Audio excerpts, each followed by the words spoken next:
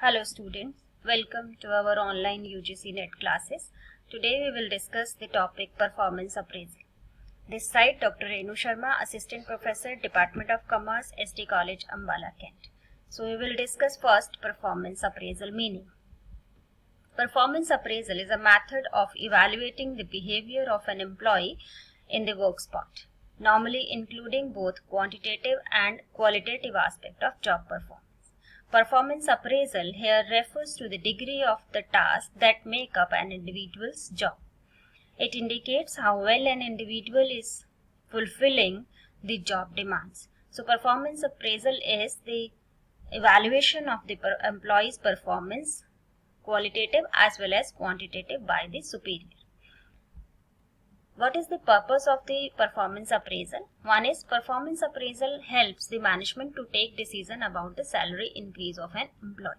Means organization increase their salary of their employee on the basis of their performance. The next is the continuous evaluation of an employee helps in improving the quality of an employee's in job performance. Next is performance appraisal brings out the facilities available to an employee when the management is prepared to provide adequate facility for effective performance. Next is benefit of performance appraisal. Both the parties get benefit of performance appraisal, organization as well as employees. So first we will discuss the benefit for the organization. Performance appraisal identify where management can improve working conditions in order to increase productivity and work quality.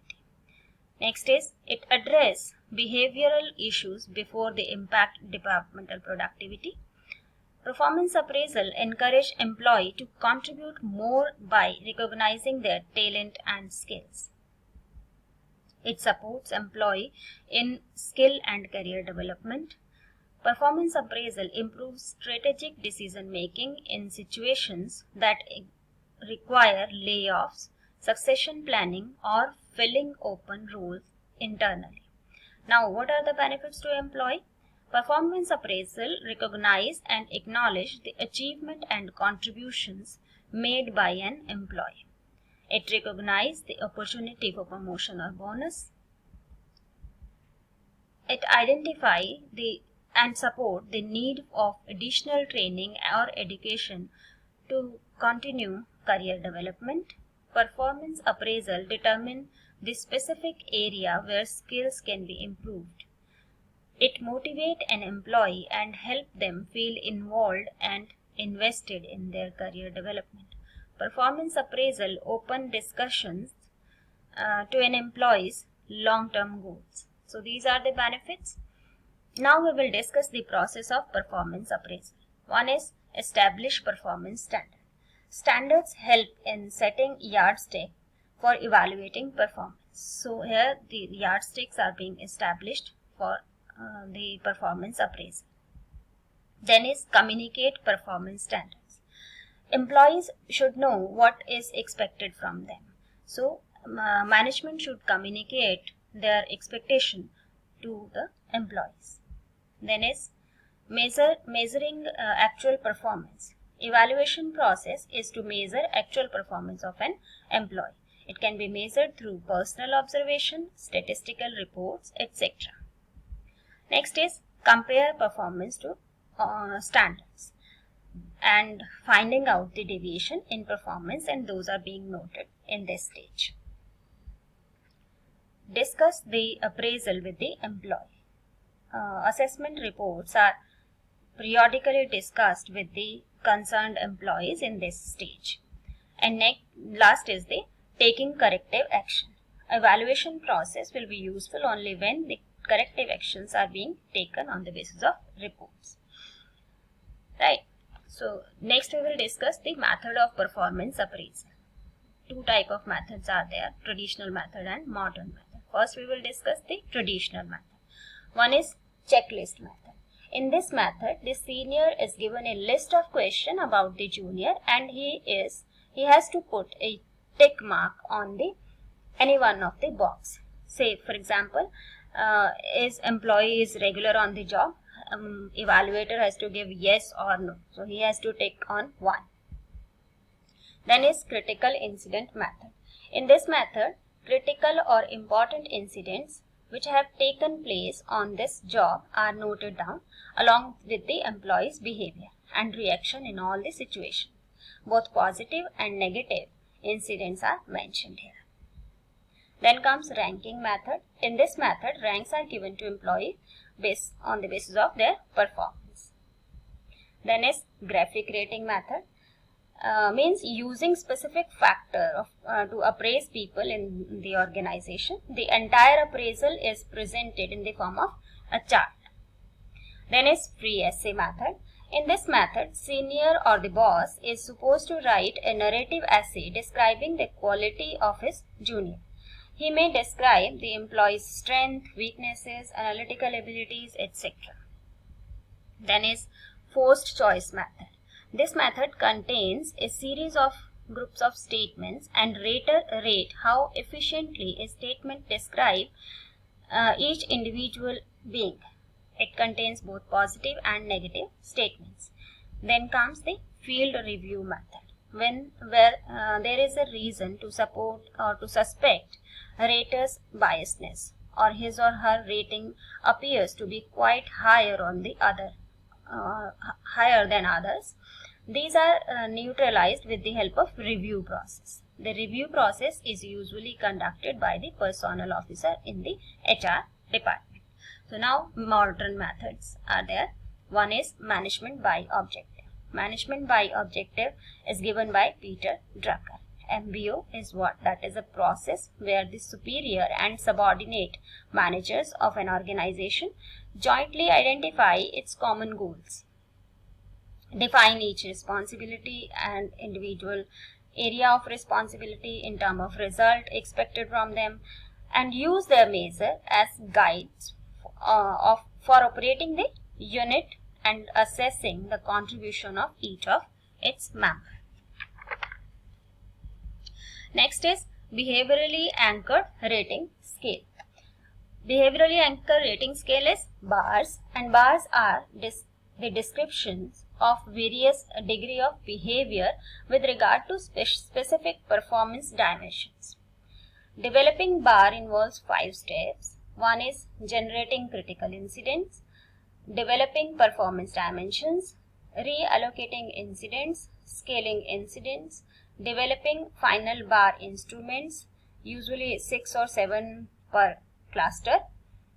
Then is human resource accounting method, and then is assessment center method.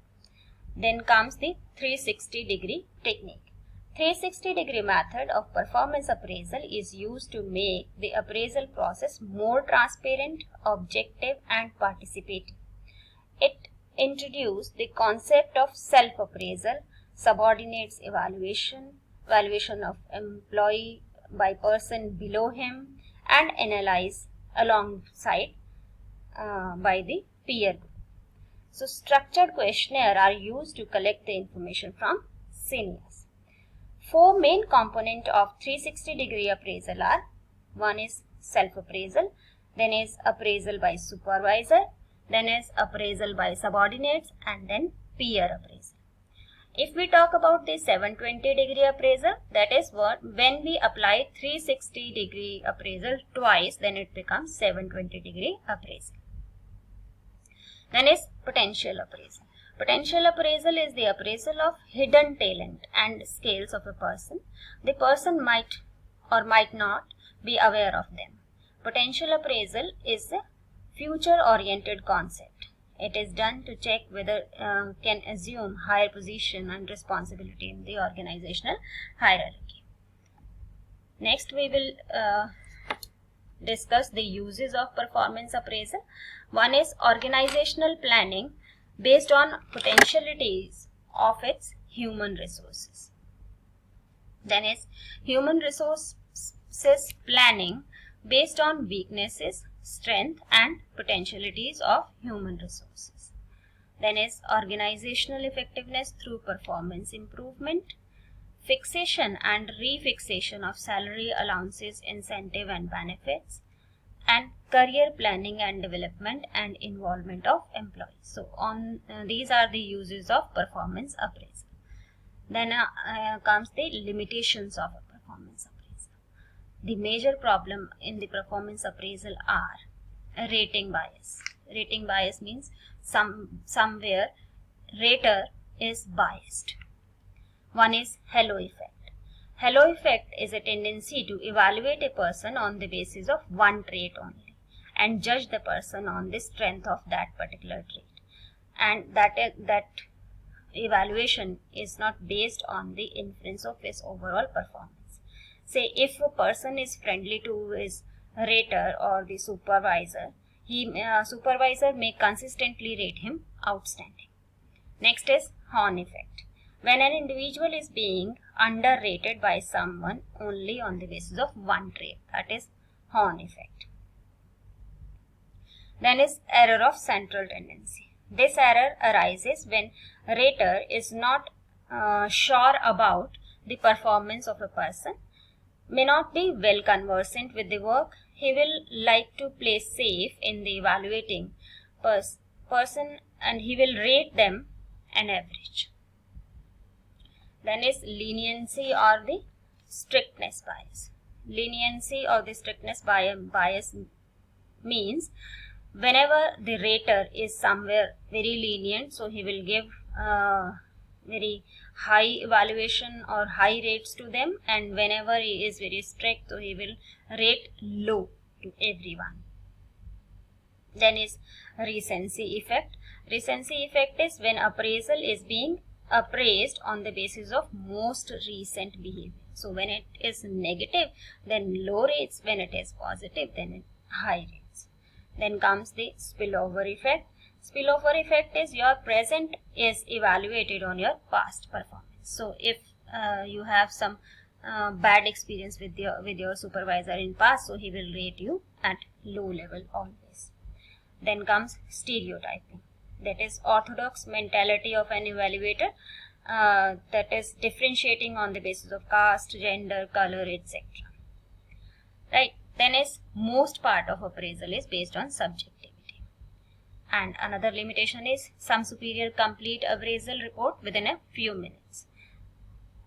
And negative rating affect interpersonal relationship and industrial relations. So these are the limitations of performance appraisal. Thank you. Thank you so much. Now we will discuss in next topic, that is workers' participation.